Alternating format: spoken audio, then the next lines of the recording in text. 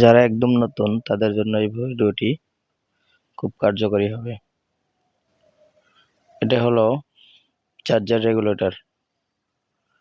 এটা দিয়ে ঘাট একটা থেকে আরেকটা পরিবর্তন করার মাধ্যমে ভোল্ট বাড়ানো হয়। তো এটা লাগানোর প্রথম শর্ত এগুলো ভালোভাবে ভাঁজ দিয়ে রাং দিয়ে দিতে হবে।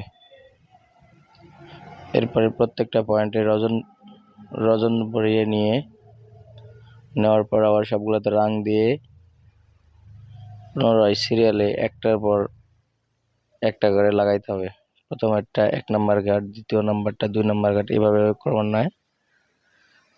সচরাচর অরিজিনাল চার্জারে 10টা ঘাট থাকে, কিন্তু আমরা হাতে যখন বাধাই করি এগুলো 8টা 9টা করে দিই। তো 8টা ঘাট করা আছে আমার এই চার্জারে, দিয়ে লাস্টেরটা 2টা ঘাটে শর্ট করে